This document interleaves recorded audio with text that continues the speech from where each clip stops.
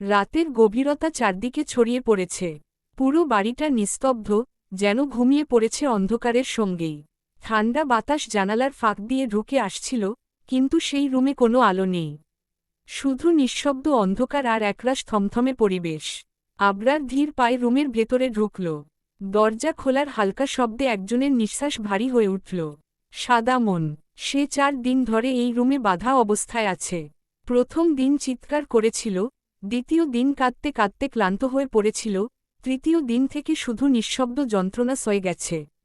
এখন সে শুধু নিঃশ্বাস নেয়, ধীরে ধীরে।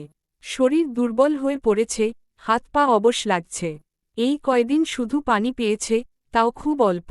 আবরার সামনে গিয়ে দাঁড়ালো, চোখে কোনো অনুভূতি নেই। ঠান্ডা, নির্লিপ্ততা। কেমন আছেন শ্বশুর আব্বা? সাদামন কোনো উত্তর দিল না। তার ঠোঁট ফেটে গেছে, চোখের নিচে কালি, নিস্তেজ দৃষ্টিতে শুধু আবরারের ছায়ামূর্তির দিকে তাকিয়ে রইল। আবরার একটু ঝুঁকে তার মুখের দিকে তাকাল। তারপর খুব ধীরে, একেবারে শান্ত কণ্ঠে বলল, আর কত দিন চুপ করে থাকবেন? আবরারের এই প্রশ্নের উত্তর সাদমান অনেক কষ্টে এক বাক্যে বলল, তোর বাপ একদিন আমাকে উদ্ধার করতে আসবে। ঘরটা মুহূর্তেই যেন থমথমে হয়ে উঠল। আবরারের চোখ ধীরে ধীরে লালচে হয়ে উঠছে, চোয়াল শক্ত হয়ে গেছে। নিঃশ্বাস ভারী, যেন ভেতরে জ্বলছে কোনো দহন, যা এখনই বিস্ফোরিত হবে। সে ধীরে ধীরে এক পা এগিয়ে এলো। পায়ের নিচে কাঠের মেঝে করমর করে উঠল, আর সেই সামান্য শব্দেও যেন ঘরের ভেতর ভয় ছড়িয়ে পড়ল। তার হাত মুষ্টিবদ্ধ, শিরাগুলো স্পষ্ট হয়ে উঠেছে।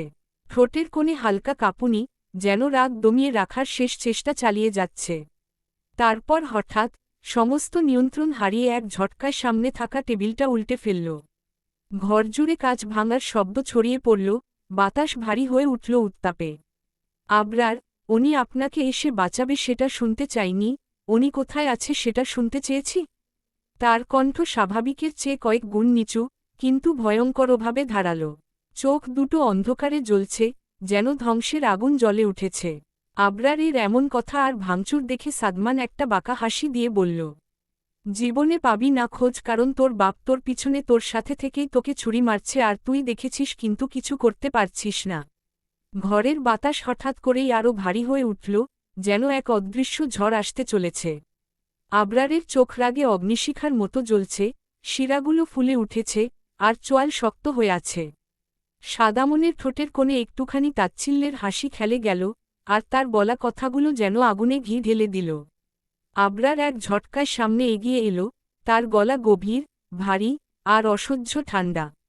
আমি আপনাকে চ্যালেঞ্জ দিচ্ছি, শ্বশুর আব্বা। আমি তাকে খুঁজে বের করব। তার চোখের তীব্র দৃষ্টি সাদামনের দিকে স্থির হয়ে রইল, যেন এই মুহূর্তে সে নিজেই মৃত্যু হয়ে উঠেছে।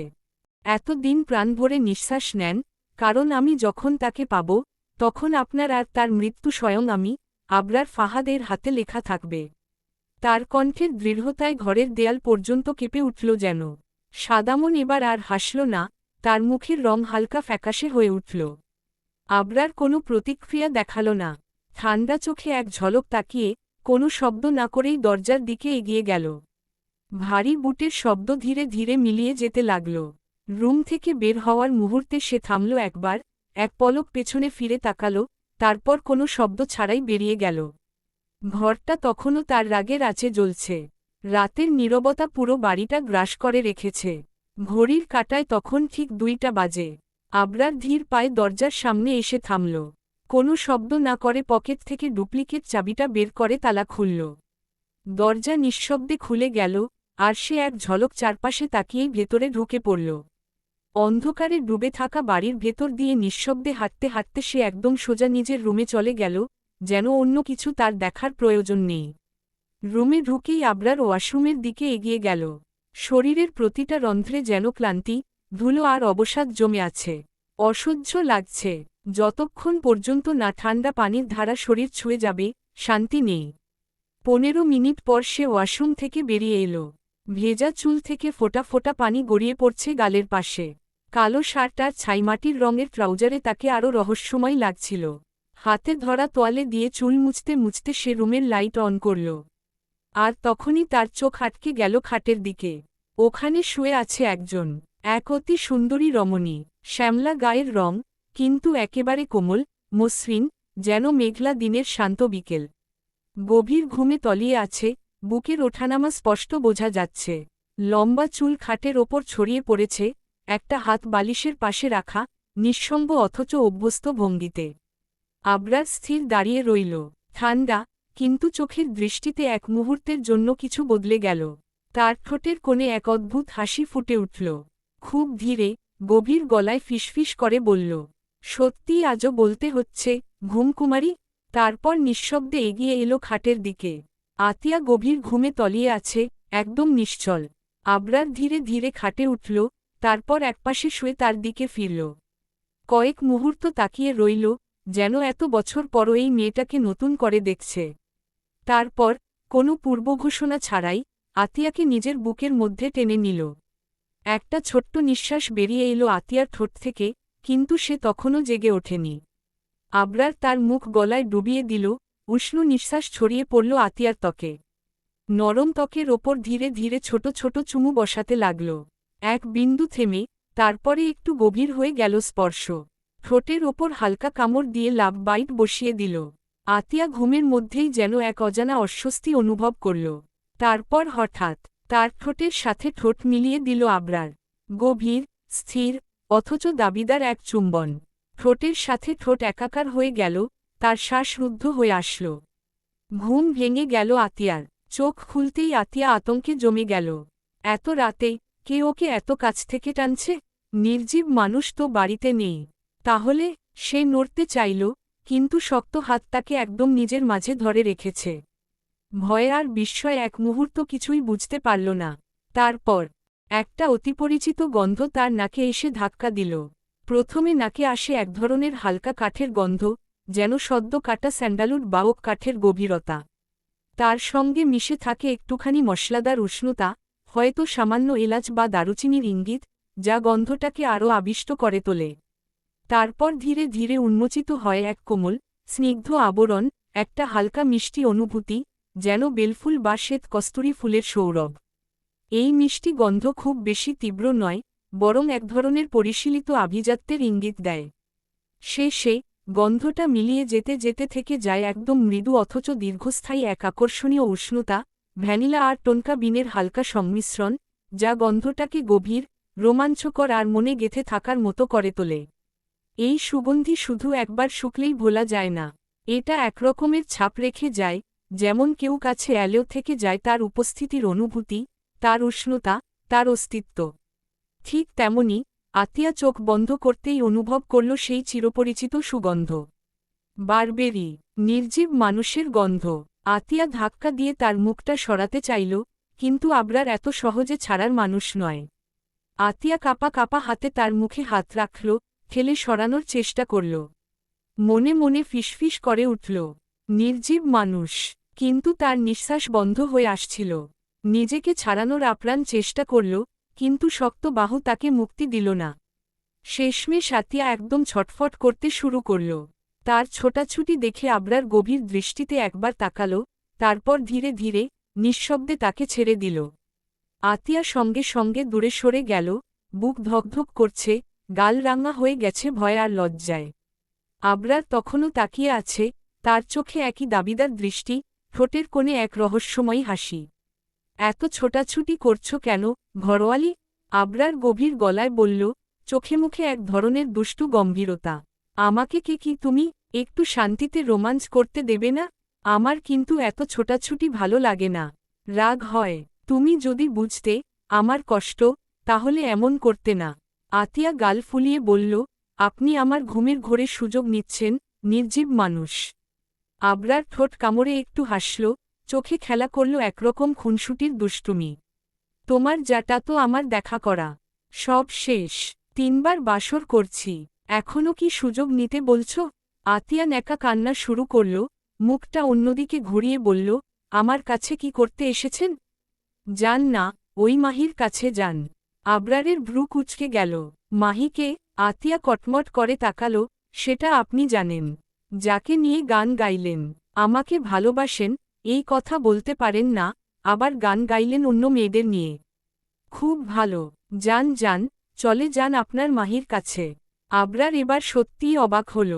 তার ঠোঁটের কোণের হাসিটা আরও গভীর হল, কিন্তু চোখে মুখে শয়তানি ফুটে উঠল। এই মেয়ে, সেই তখন থেকে মাহি, মাহি করছ কেন? সে ধীর বেডের ওপরেরই আতিয়ার দিকে এগিয়ে এলো। আতিয়া ধীরে ধীরে বেডের আরও পিছিয়ে যেতে লাগল। এই মাহিকে, আর একবার যদি মাহির কথা বলো, তাহলে এক্ষুনি আবার বাসর করব। আতিয়া চোখ বড় বড় করে তাকাল। আবরার দুষ্টু হাসি দিয়ে বলল, আসলে, এমনিতেও বাসর আবার করার জন্য মনটা ব্যাকুল হয়ে আছে। সমস্যা নেই, তুমি বলো মাহির কথা। আমি তো ভীষণ রোমান্টিক মুডে আছি, এপ্লাই করতে হবে তো। কুইক। আতিয়া এবার সত্যিই ভড়কে গেল। না, মানে, আমি কিছু বলিনি। আবরার আরও এক ধাপ এগিয়ে এলো, চোখে গভীর দৃষ্টি। তাহলে ঠিক আছে, শুরু করা যাক। আতিয়া সঙ্গে সঙ্গে চোখ বন্ধ করে নেকা কান্নার অভিনয় করল, আমি কিছু বলিনি। আপনি দুষ্টু, খুব দুষ্টু। আবরারের হাসিটা আরও চওড়া হল। আজ রাতটা মনে হয় খুব ইন্টারেস্টিং হতে চলেছে। আতিয়া রাগে ফুলে আছে, মুখটা অন্যদিকে ঘুরিয়ে বসে আছে। আর আবরার, তার ঠোঁটের কোণে সেই চিরচেনা রহস্যময়ী হাসি, চোখে দুষ্টুমি খেলা করছে। বিছানায় একসঙ্গে বসেছিল তারা, কিছুক্ষণ আগে শুয়েছিল, কিন্তু এই মুহূর্তে দুজনেই উত্তেজনায় জেগে উঠেছে। আবরার ধীরে ধীরে হাত বাড়িয়ে দিল, তারপর একটানে আতিয়াকে নিজের কোলে তুলে নিল। আহ! আতিয়া অবাক হয়ে উঠল, হাত দুটো তৎক্ষণাৎ আবরারের কাঁধে গিয়ে ঠেকল। আপনি কি করছেন? আবরার কোনো উত্তর দিল না, শুধু তার কোমরে শক্ত করে হাত রাখল, যেন একটুও নড়তে না পারে। তারপর গভীর দৃষ্টি মেলে বলল, আমি যা করছি, সেটা তো তুমি বুঝতেই পারছ, ঘরোয়ালি।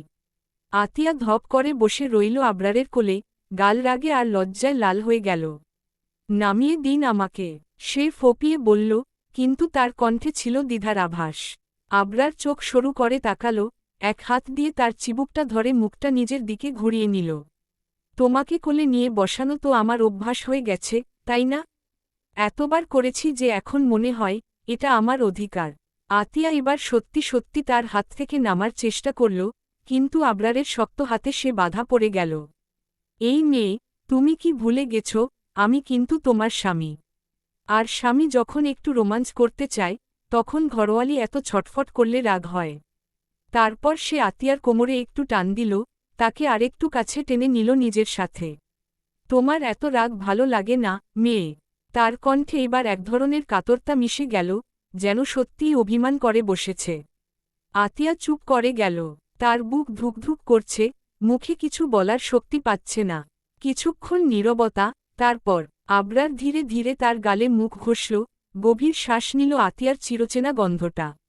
তুমি কি জানো, তুমি যখন রাগ করো, তখন তোমাকে আরও বেশি সুন্দর লাগে? আতিয়া মুখ ঘুরিয়ে অন্যদিকে তাকাল, কিন্তু তার চোখের কোণে একরকম কাঁপুনি লুকিয়েছিল। আবরার একটু হেসে বলল, ঠিক আছে, তুমি না চাইলে কিছু করব না। কিন্তু তুমি যদি আর একবার, মাহি, নামটা নাও। সে কথা শেষ করল না, শুধু তার চোখ দুটো আরও গভীর হয়ে উঠল। আতিয়া দ্রুত মাথা নাড়িয়ে বলল, না, একদম বলবো না। আবরার তখনও তার কোমরে হাত রেখে বসে রইল, চোখে মুখে সেই একই খুনসুটি মাখা দৃষ্টি। আতিয়া এখনও কিছুটা বিরক্ত, কিন্তু আবরারের উপস্থিতি ও তার সুরেলা কথাগুলোর মাঝে কোনোভাবে শান্তি খুঁজে পাচ্ছিল।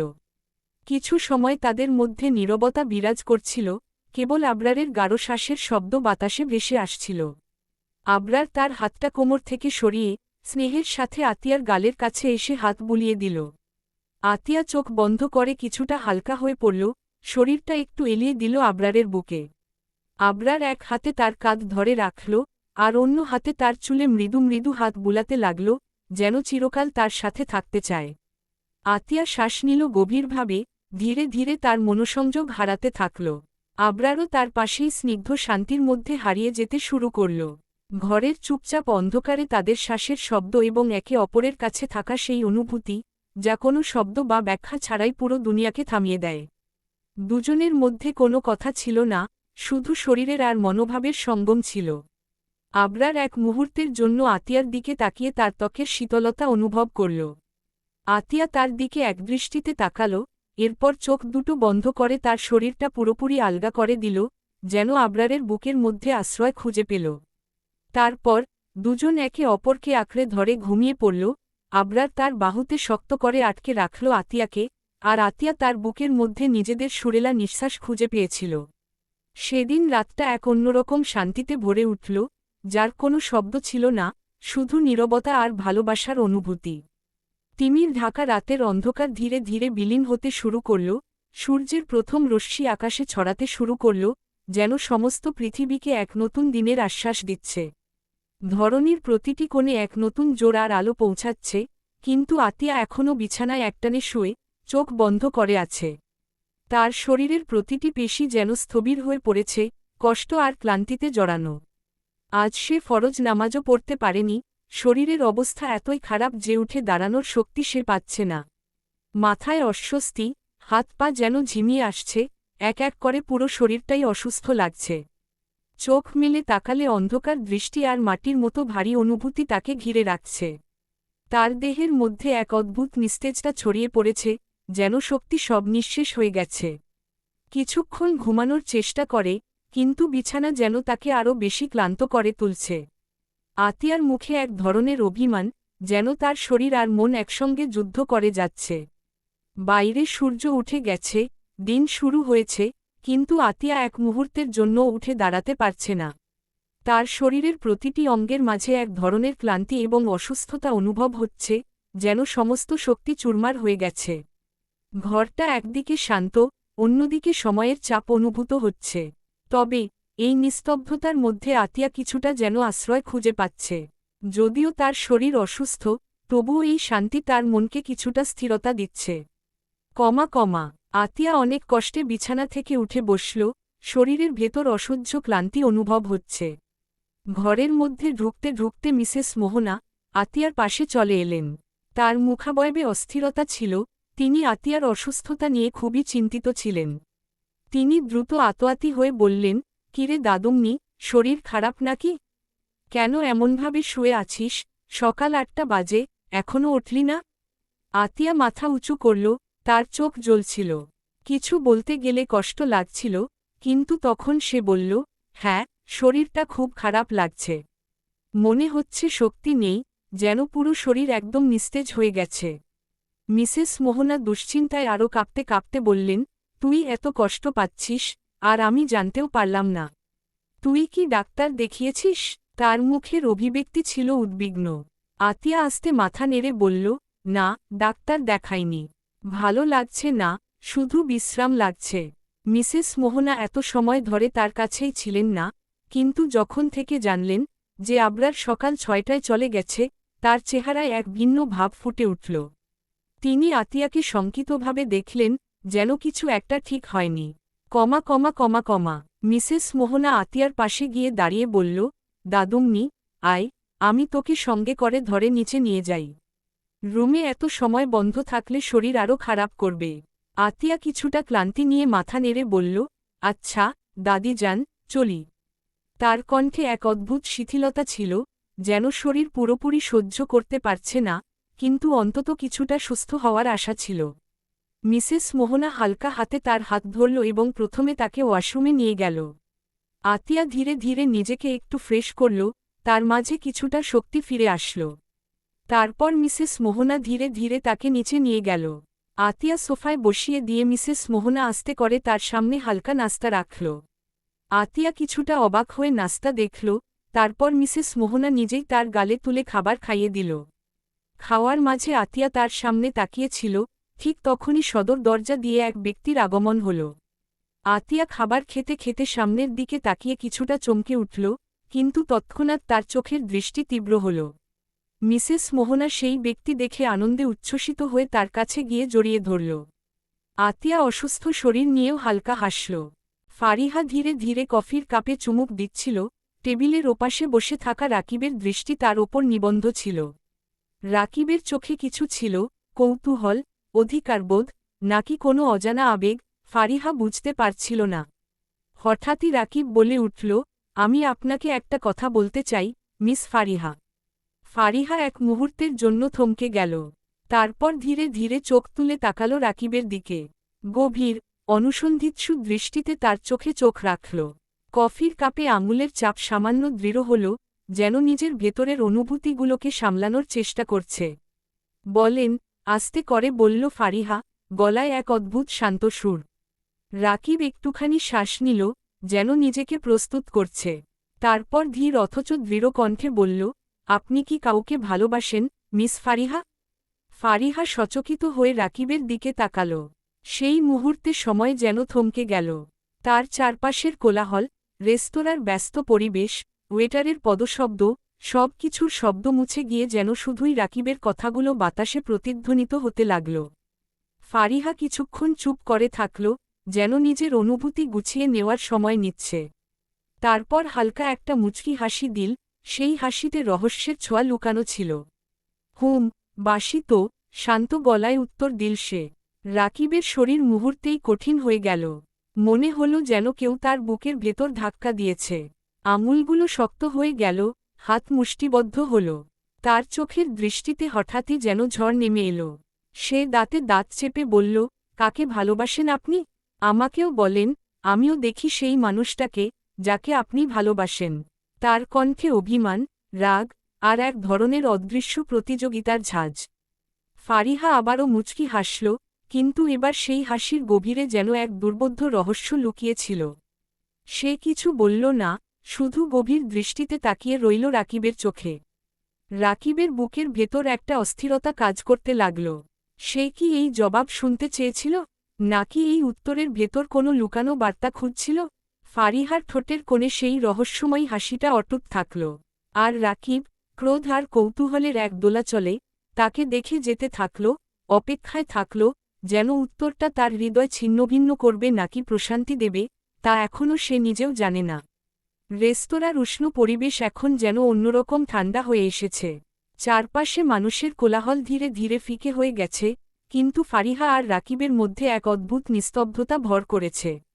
প্রায় 10 মিনিট ধরে কেউ কোনো কথা বলেনি।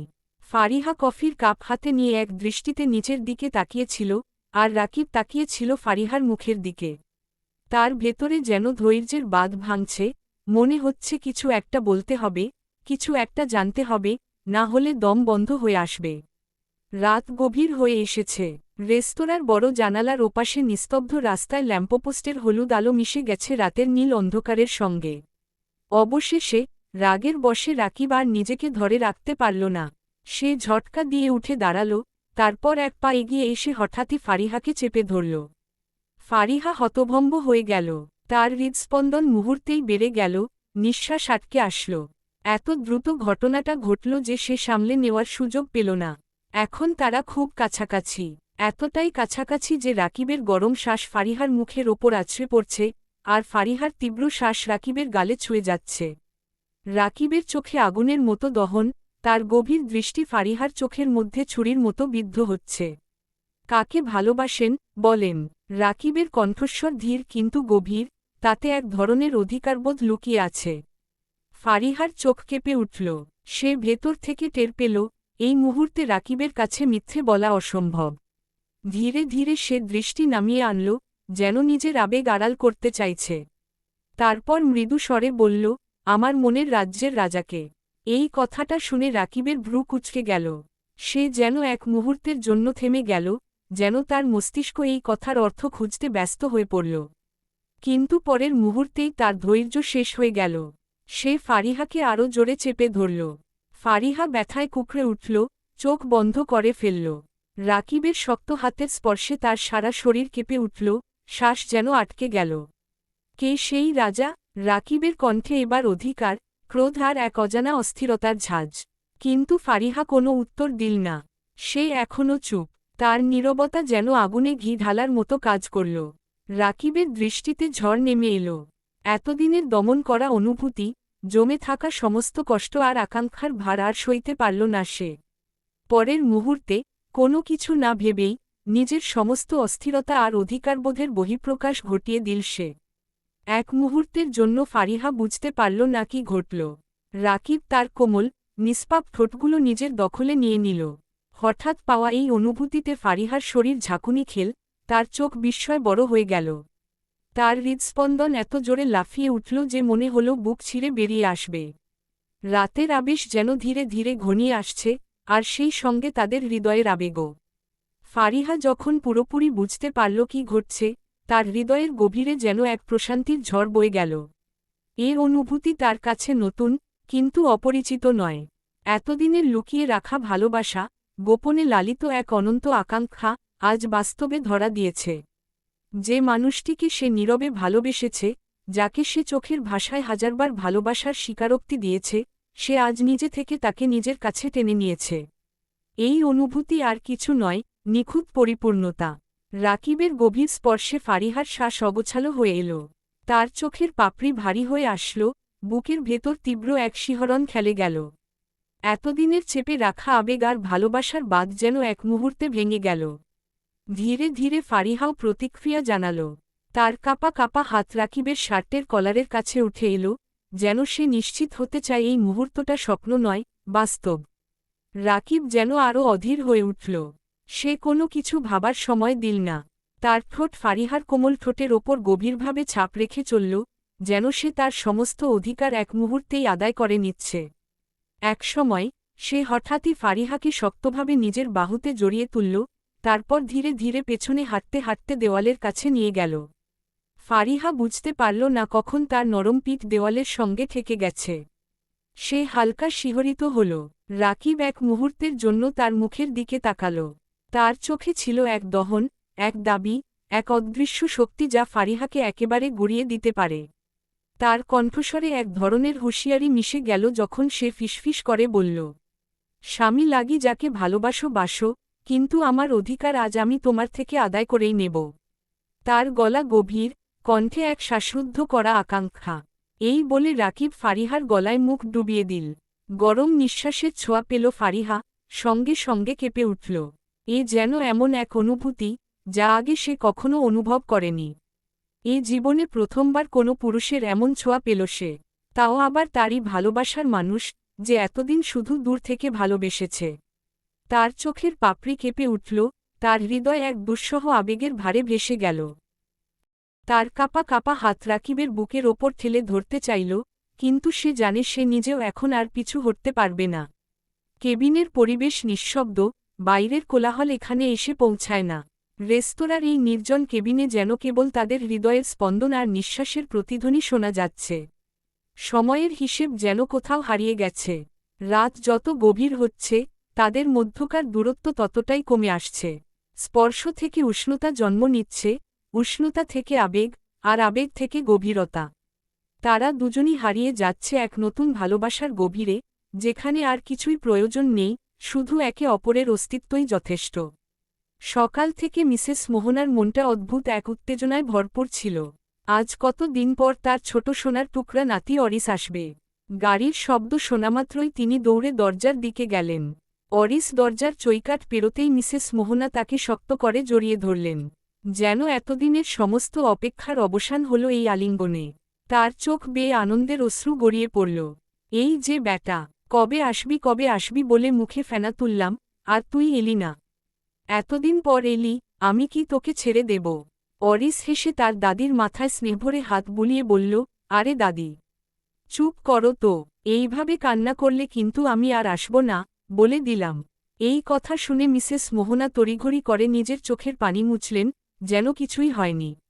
তারপর মুখে এক দুষ্টু হাসি এনে বললেন, এই দেখ, আমি একদম কান্না করছি না। এবার আয়, তাড়াতাড়ি ভেতরে আয়। এই বলে তিনি এক মুহূর্তও দেরি না করে অরিসকে টেনে ভেতরে নিয়ে গেলেন।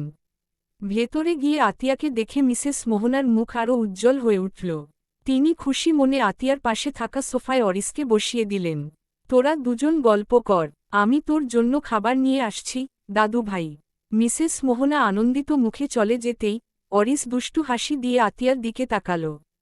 তার চোখে ছিল দুষ্টুমির ঝিলিক, মুখে এক ধরনের দারুণ ছেলেমানুষী উচ্ছ্বাস।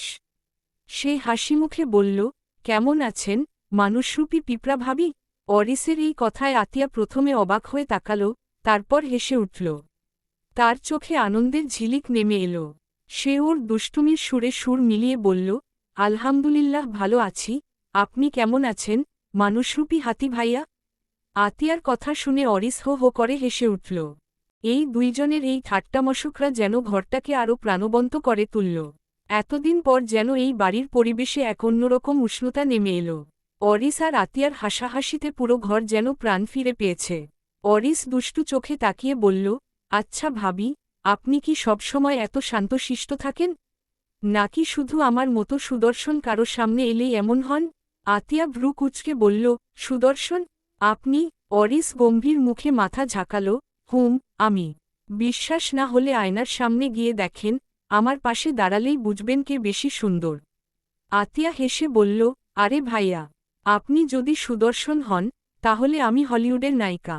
অরিস চোখ কচলাতে কচলাতে বলল, দাঁড়ান তো, আমার তো মনে হয় আমার চশমার পাওয়ার বাড়ানো দরকার, আপনি তো দূর থেকে নায়িকার মতোই লাগছেন। আতিয়া এবার হেসে কুঁকড়ে গেল। অরিসও তার সঙ্গে হেসে গড়াগড়ি খাওয়ার মতো অবস্থা করল। এই হাসাহাসির মাঝেই কেউ একজন সদর দরজার সামনে এসে দাঁড়াল। তার চোখ জ্বলছে, মুখে এক ধরনের ভয়ঙ্কর শীতলতা। সে দাঁড়িয়ে দাঁড়িয়ে দেখছে, কিন্তু কোনো শব্দ করছে না। তার আগুন জ্বলা চোখ আতিয়া আর অরিসের দিকে স্থির হয়ে রয়েছে। অপরিচিত কেউ হলে হয়তো ভেবেই নিত, এরা দুজন একে অপরকে এতটাই ঘনিষ্ঠ যে এই সম্পর্ক কোনো সাধারণ সম্পর্ক নয়। কিন্তু সেই ব্যক্তি ভুল বোঝার মানুষ নয়, কিংবা ভুল বোঝার ইচ্ছা তার নেই। সে বুঝেও না বোঝার ভান করছে। সে রাগে হাত মুষ্টিবদ্ধ করে দাঁড়িয়ে রইল, যেন মুহূর্তেই এই দৃশ্যের মাঝখানে ঝাঁপিয়ে পড়বে। এইদিকে আতিয়া হাসতে হাসতে উঠে দাঁড়াল। আমি একটু পানি খেয়ে আসি, এই বলে সে পা বাড়াতেই ঘটল বিপত্তি। মেঝেতে রাখা ছোট কার্পেটে তার পা হড়কে গেল, এবং সে সরাসরি গিয়ে ধপাস করে পড়ল অরিসের উপর। অরিস হতবাক, তার দুই হাত দুপাশে ছড়িয়ে গেছে। আতিয়া তার বুকে শুয়ে আছে, তার চুল এলোমেলো হয়ে অরিসের জামার বোতামে আটকে গেছে। আরে আরে, আস্তে, মানুষরূপী পিঁপড়া ভাবি, এত তাড়াহুড়ো করছেন কেন? দেখছেন না কিভাবে পড়ে গেছেন? অরিসের কণ্ঠে দুষ্টুমি মেশানো হাসি। আতিয়া চেষ্টা করল উঠে দাঁড়াতে, কিন্তু সঙ্গে সঙ্গে চুলের টান লাগল। উফ, ভাইয়া, আমার চুল ছাড়ান, ব্যথা পাচ্ছি। আতিয়া মুখ কুঁচকে বলল। অরিস নিজের বোতামে জট পাকিয়ে থাকা চুল ছাড়ানোর চেষ্টা করতে করতে বলল, আহারে, ব্যথা পাচ্ছেন? তাহলে একটু ধৈর্য ধরুন, চুল তো জাদুর মতো নিজে থেকে খুলে যাবে না। আতিয়া কপালে হাত দিয়ে বলল, উফ, আপনি একটু ধীরে করুন, আরও জট পাকাচ্ছেন না তো? আরে না না, আমি অভিজ্ঞ। আমি কত মেয়ের চুল, মানে, কখনো কোনো মেয়ের চুল ছাড়াইনি। তবুও চেষ্টা করছি। অরিস কৌতুক করে বলল। এই পুরো দৃশ্য বাইরে থেকে যে ব্যক্তি দেখছিল, তার ধৈর্যের বাঁধ যেন ভেঙে যাচ্ছিল। তার চোখের লাল আগুন যেন আতিয়া আর অরিসকে পুড়িয়ে দেবে। সে দাঁতে দাঁত চেপে রাগে ফুঁসতে লাগল, হাতের মুষ্টি এতটাই শক্ত করে ধরল যে রগ বেরিয়ে এলো। তার চোখে যেন প্রচণ্ড ঈর্ষা, অভিমান, আর এক ধরনের অজানা কষ্ট খেলা করছে। ওদের দেখলে মনে হচ্ছে, যেন ওরা একে অপরের প্রতি প্রচণ্ড গভীর অনুভূতি পোষণ করে, যেন এই মুহূর্তে ওদের মাঝে যে দূরত্ব ছিল সেটাও হারিয়ে গেছে। আর এই দৃশ্য সে সহ্য করতে পারছে না। তার সমস্ত অস্তিত্ব যেন চিৎকার করে বলতে চাইছে, এটা কি হচ্ছে এখানে? রাগে, অভিমানে, দুঃসহ যন্ত্রণায় এক ব্যক্তি দাঁড়িয়েছিল সদর দরজার সামনে। তার দৃষ্টি ঠিকরে বেরিয়ে আসছে আগুনের মতো। হয়তো কেউ বাইরে থেকে দেখলে বলতো, এই চোখের ভাষা একটাই, ধ্বংস। কিন্তু না, শুধু ধ্বংস নয়, এতে আছে এক ধরনের ভয়ঙ্কর দহন, যার উত্তাপে আশেপাশের পরিবেশও যেন গুমোট হয়ে উঠেছে। যেই মুহূর্তে আতিয়া আর অরিসের হাসির রোল উঠল, আতিয়া হোঁচট খেয়ে পড়ে গেল অরিসের বুকের ওপর, তার চুল আটকে গেল অরিসের জামার বোতামে, সে মুহূর্তেই ধৈর্যের বাঁধ ভেঙে গেল। সে যেন আর সহ্য করতে পারল না। সোজা ড্রয়িং রুমের দিকে এগিয়ে এলো। এক পলকও দেরি না করে আতিয়াকে এক ঝটকায় অরিসের বুক থেকে আলাদা করে দিল। হতবাক হয়ে গেল ওরা। অরিস কিছু বলার আগেই আতিয়ার হাত ধরে সিঁড়ির দিকে টেনে নিয়ে গেল সেই আগুন দৃষ্টি সম্পন্ন ব্যক্তি। আবরার। আতিয়া আতঙ্কে কেঁপে উঠল। তার হাতের মুষ্টি শক্ত, তার চলাফেরায় এক ধরনের প্রচণ্ড ক্রোধের প্রকাশ। আতিয়া তাকিয়ে দেখল, সে একেবারে নির্জীব হয়ে গেছে, তার মুখটা এতটাই কঠিন আর শীতল যে মনে হচ্ছে, সে এখন যা করবে, তার জন্য একটুও অনুতাপ করবে না। আতিয়া ভেতরে ভেতরে ভয় পেয়ে গেল। সে জানে, আবরার যা জানে, তা সত্য নয়। সে জানে না যে তার ভাই এখনও বেঁচে নেই। সে যা জানে, তা হল অরিস তার শত্রু। এখন যদি এই রাগে, এই ভুল বোঝাবুঝির জেরে আবরার কিছু করে ফেলে, এইসব ভাবতে ভাবতেই হঠাৎ আতিয়া নিজেকে এক ধাক্কায় আবরারের রুমে আবিষ্কার করল। আবরার তাকে ঠেলে বিছানায় ফেলে দিল। আতিয়া অবাক হয়ে তার দিকে তাকিয়ে রইল, ভয়, বিস্ময়, কষ্টে। এই আবরার কি তার সেই পরিচিত আবরার, যে মানুষটা তাকে ধমক দিত, আগলিয়ে রাখত? না, এই আবরার সম্পূর্ণ ভিন্ন। এই আবরার ভালোবাসে, কিন্তু তার ভালোবাসার রূপ ভয়ঙ্কর।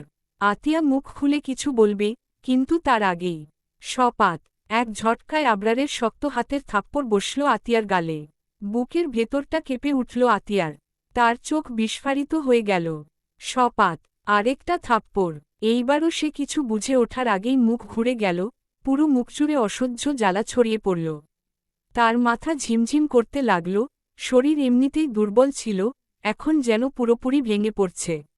তবুও আবরারের রাগ কমছে না। সে আতিয়াকে আবারও টেনে তুলল, এইবার এত জোরে ধাক্কা দিলয়ে আতিয়া গিয়ে সোজা ড্রেসিং টেবিলে ধাক্কা খেল। কোচকোচ একটা গভীর কেটে যাওয়া শব্দ হল, আর পরমুহূর্তেই আতিয়ার কপাল থেকে রক্ত গড়িয়ে পড়ল। সে মাটিতে পড়ে গেল। রক্তের লাল ধারা গড়িয়ে গড়িয়ে নিচের কাঠের মেঝেতে ছড়িয়ে পড়তে লাগল। আতিয়া কুঁকড়ে গেল ব্যথায়। তার চোখের সামনে সব ঝাপসা হয়ে আসছে, যেন পৃথিবী দুলছে। কিন্তু আবরার এতটুকুও থামল না। আবার এগিয়ে এলো, আতিয়ার হাত ধরে তাকে শক্ত করে তুলে দেয়ালের সাথে চেপে ধরল। তার দৃষ্টি এখনও আগুনের মতোই জ্বলছে। তার ঠোঁট কাঁপছে, যেন সে প্রচণ্ড কিছু বলতে চায়, কিন্তু নিজেকে সামলানোর ক্ষমতা হারিয়ে ফেলেছে। তার নিঃশ্বাস ভারী হয়ে আসছে। তারপর সে বলল, যে আমার, সে 100% আমার। 1% যদি অন্য কারোর হয়, তাহলে সে কখনোই আমার ছিল না, আমার হবে না। আমি তাকে আমার থেকে দূরে সরিয়ে রাখব, হোক সে আমার ঘরওয়ালি। আতিয়া হালকা ফোপাতে লাগল, কষ্টে, ব্যথায়, আর ভয়ঙ্কর আতঙ্কে। আবরারের শক্ত হাতে সে বন্দী, তার শরীর অবশ হয়ে যাচ্ছে, চোখের সামনে সব অন্ধকার হয়ে আসছে। এই কি ভালোবাসা? এই কি সেই মানুষ, যার প্রেমে সে একসময় ডুবে গিয়েছিল? নাকি ভালোবাসার আরেক নামী দহন? আতিয়ার চোখের সামনে যেন সবকিছু কাঁপতে শুরু করেছে। তার কপাল থেকে এখনও রক্ত গড়িয়ে পড়ছে, চোখের কোণে জমে থাকা জলগুলো গাল বেয়ে নেমে আসছে, কিন্তু আবরারের মুখে কোনো অনুশোচনার ছাপ নেই। সে যেন রক্তাক্ত আতিয়ার মুখের দিকে তাকিয়েও কিছুই অনুভব করতে পারছে না। এমন করলেন কেন আমার সাথে? আমি কি করেছি?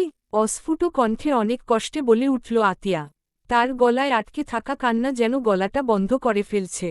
কিন্তু আবরার, সে যেন একটুও কষ্ট পেল না আতিয়ার এই কথা শুনে। বরং তার চোখের আগুন আরও দাউদাউ করে জ্বলে উঠল। সেও হিসহিসিয়ে বলে উঠল, নাগরদের সাথে থাকার সময় মনে থাকে না তুই কি করিস, আর কি করিস না? আতিয়া হতভম্ব হয়ে গেল। নাগর? আবরার তাকে এমন একটা তকমা দিয়ে দিল? আতিয়া অবিশ্বাসে আবরারের দিকে তাকিয়ে বলল, নাগর? আপনি কি বলছেন, নির্জীব মানুষ? তার এই নির্লিপ্ততা প্রশ্ন যেন আরও আগুন ঢেলে দিল আবরারের রক্তে। তার রাগ যেন এবার সমস্ত সীমা ছাড়িয়ে গেল। সপাত আরেকটা শক্ত থাপ্পড় আতিয়ার গালে আছড়ে পড়ল। আতিয়া এখন আর সহ্য করতে পারছে না, তার শরীর অসাড় হয়ে যাচ্ছে। কিন্তু আবরার, সে যেন পাথরের মতো দাঁড়িয়ে, তার চোখে একটুও দয়া নেই। সে কপাল কুঁচকে, কঠিন কণ্ঠে বলল, তোকে আর এইসব নাগরদের কথা আমি শুনতে চাই না। আমি আমার বিচ্ছেদ চাই। বিচ্ছেদ? আতিয়ার বুক ধড়ফড় করে উঠল। বিচ্ছেদ? তার ঠোঁট কাঁপছে, গলা শুকিয়ে আসছে, সে বিশ্বাস করতে পারছে না যে এই কথা আবরারের মুখ থেকে বের হচ্ছে। কিভাবে একটা মানুষ এতটা বদলে যেতে পারে? কিভাবে এতটা নির্দয় হতে পারে? আতিয়া থরথর করে কাঁপতে কাঁপতে বলল, বিচ্ছেদ? তার গলা ধরে আসছে, যেন এই শব্দগুলো উচ্চারণ করতেই পারছে না। কিন্তু আবরার, সে আরও এক ধাপ এগিয়ে এলো, আতিয়ার গাল চেপে ধরল শক্ত হাতে। এতটাই শক্ত যে আতিয়ার ব্যথায় চোখ বন্ধ হয়ে এলো। তার ঠোঁট নীলচে হয়ে যাচ্ছে, নিঃশ্বাস নিতে কষ্ট হচ্ছে। আবরার ঠান্ডা গলায় বলল, হ্যাঁ, হ্যাঁ, আমি আমার বিচ্ছেদ চাই। তোর মতো নষ্টা চরিত্রের মেয়েকে আমার অর্ধাঙ্গিনী ভাবতেও ঘৃণা লাগছে। ঘৃণা, এই একটা শব্দ আতিয়ার হৃদয় ছিঁড়ে টুকরো টুকরো করে দিল। সে কিছু বলার চেষ্টা করল, কিন্তু আবরারের শক্ত হাত তার মুখের ওপর এমনভাবে চেপে আছে যে কোনো শব্দ বের হচ্ছে না। তবুও অনেক কষ্টে, ফিসফিস করে বলে উঠল, বিচ্ছেদই যদি আপনার শেষ সমাধান হয়, তাহলে কেন আমার মনের সুপ্ত অনুভূতিগুলো নিয়ে এভাবে খেলা করলেন? কেন আমার মনে আপনার জন্য ভালোবাসার ফুল ফুটালেন? কেন তাকে এতটা আশার আলো দেখিয়ে, এতটা স্বপ্ন দেখিয়ে শেষমেশ এভাবে ছুঁড়ে ফেলা হলো? এই কথাগুলো কি আবরারের হৃদয়ে কোনো প্রভাব ফেলল? না, বরং সে এবার আরও এক ধাপ ভয়ঙ্কর কিছু করল। সে আতিয়ার মুখ থেকে তার হাত সরিয়ে নিয়ে প্যান্টের পেছনে থেকে পিস্তল বের করল। আতিয়ার বুক কেঁপে উঠল, তার চোখ বড় হয়ে গেল। কিন্তু সে কিছু বোঝার আগেই আবরার সেই পিস্তলের নল ঠেসে ধরল আতিয়ার ঠোঁটের ওপর। আতিয়ার নিঃশ্বাস বন্ধ হয়ে গেল। তার চোখ ভয়ে বিস্ফারিত হয়ে গেল, এমনকি তার কান্নাও আটকে গেল গলায়। এই কি তার শেষ মুহূর্ত? এই কি তার ভালোবাসার পরিণতি? আবরারের দৃষ্টি হিমশীতল, তার মুখে কোনো আবেগ নেই, তার ঠোঁট থেকে শুধু একটাই কথা বের হল, আমার স্ত্রী যদি আমার হয়েও আমার না হয়, তাহলে সে আর কারোর হবে না। এই কি ভালোবাসা, নাকি এটি ভালোবাসার নামে এক ভয়ঙ্কর অভিশাপ?